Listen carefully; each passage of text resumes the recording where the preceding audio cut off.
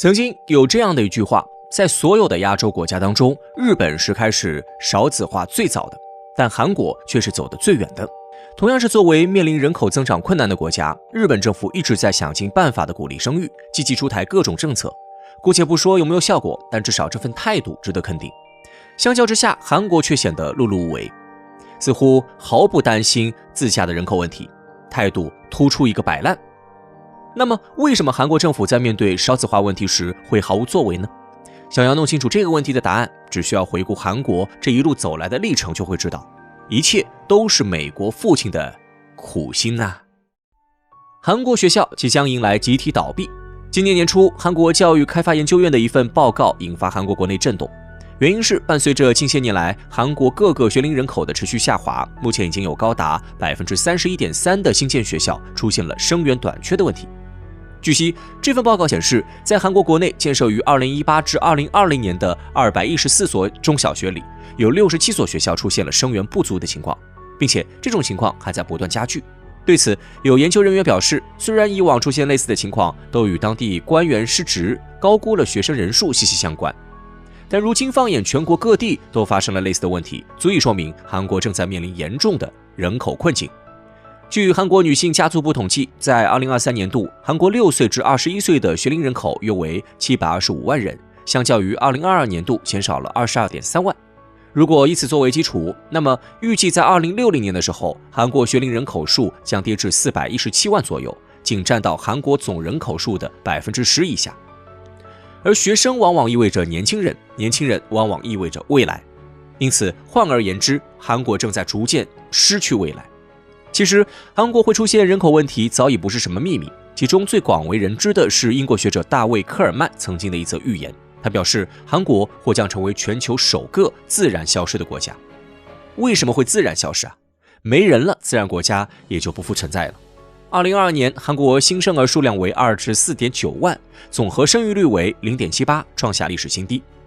按照人口学家的估算，如果韩国希望人口维持在如今的5000万上下，那么总和生育率起码要达到 2.1。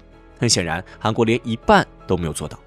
那么问题来了，面对如此情况，韩国政府难道就不感到着急吗？当然着急啊，只不过韩国政府着急的并不是国家未来没有人，而是未来没有人给自己投票。韩国政府有没有为挽救生育率而做出努力呢？肯定会有。据韩国政府在2020年末出台的政策，从2022年开始，韩国每个家庭出生的婴儿都将得到200万韩元的生育补贴。除此之外，0到1岁的婴儿家庭每个月还会收到30万韩元的育儿补贴。乍一看，如此真金白银的付出，韩国政府真有诚意。但事实是这样吗？根据韩国媒体调查统计，在首尔，一所普通高中1学期的学费大概为500万韩元，约合3万元人民币。由此来看，韩国政府看似大方的举动，实则完全就是一个明晃晃的陷阱。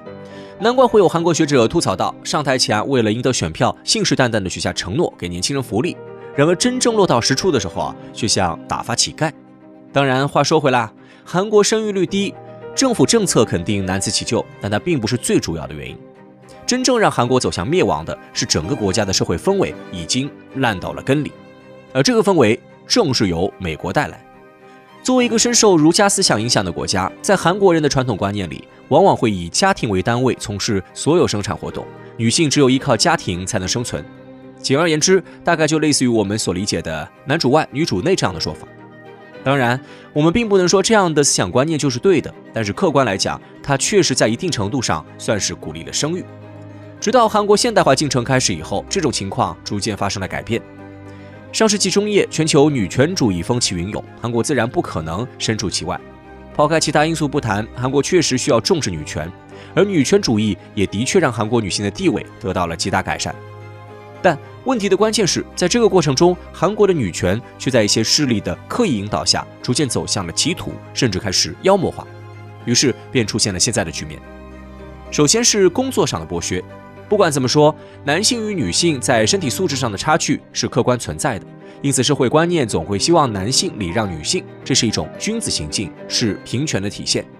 但在资本看来，男性和女性都是一样的人。换而言之，资本是需要追求利益的。当付出同等的情况下，为什么资本要选择创造利益更少的女性呢？除此之外，当社会遭遇严重的经济困境时，女性也往往会成为最大的受害者。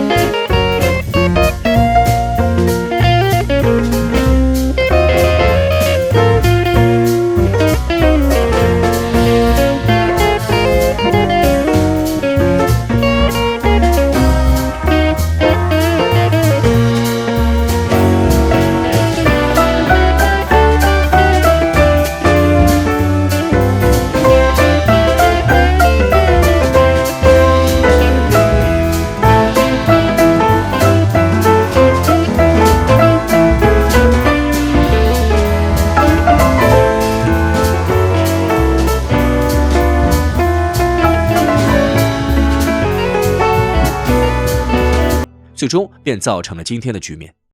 讲到这儿，可能还是有很多朋友无法理解美国的苦心啊。这里我们其实只需要对比一下就知道了。为什么美国甚至大部分的欧美国家都没有出现少子化的现象呢？答案很简单，说白了就是高福利加政府铁拳。以挪威为例，挪威是欧洲国家当中生育率较高的国家之一，2010年总和生育率一度高达 1.95， 后来也一直能够维持在 1.5 以上。为了鼓励生育，在长达半个世纪的时间里，挪威不断进行政策改革，近些年更是建立起父母享有一项离开工作，在家中照顾孩子的法定权利，并且在此期间仍能享受薪水。另外，挪威的育儿津贴也不像韩国那样草率，高额的补贴使得婴儿一出生，不论家庭状况如何，都能享受同等待遇，以至于从根本上解决了贫困代际遗传和转移的问题。于是，在这样的政策之下，如今的挪威才被许多人亲切地称为民主社会主义福利国家和女性友好型国家。而挪威的例子在欧美世界并非孤立。那么问题来了，为什么韩国做不到这些呢？这就需要我们回过头来看，挪威的生育政策执行中有哪些困难。首先，第一个是需要资本集体让利。就拿带薪产假这件事情来说，如果想要能够让政策顺利的执行下去，需要的不仅仅是一纸公文，更加需要的是政府能够拥有很强的权威。但是在韩国，大资本背后站着的往往都是美国。试问，韩国敢要求这些企业去执行一些不利于他们的政策吗？其次是需要政府能够真正做到天下为公。发放补助看似就是一句话的事情，但现实却是需要政府能够真金白银进行付出的。所以掏出多少就需要看政府的良心。但韩国政府有良心吗？如今韩国政坛的混乱举世共睹，除了现任不久的文在寅总统之外，历届总统甚至没有一个能够善终的。人们常说上梁不正下梁歪，试问在这样的情况下，能够做实事的能有多少呢？说难听点，就算偶尔执行一些利民政策，也并不是因为发善心，而是为了选票，最终只能让问题逐渐发酵，直到捅破天。其实别看现在的韩国是亚洲为数不多的发达国家之一，但它的未来却早已被封死。一个国家的运转是需要全社会同心协力的，但是现在的韩国却并不只有一道声音。直白一点，对于美国来说，就是韩国人灭绝了，又能怎么样呢？人口危机只是韩国困境的一道缩影。如果韩国不清醒过来，那么未来还有更多的危机在等待着它。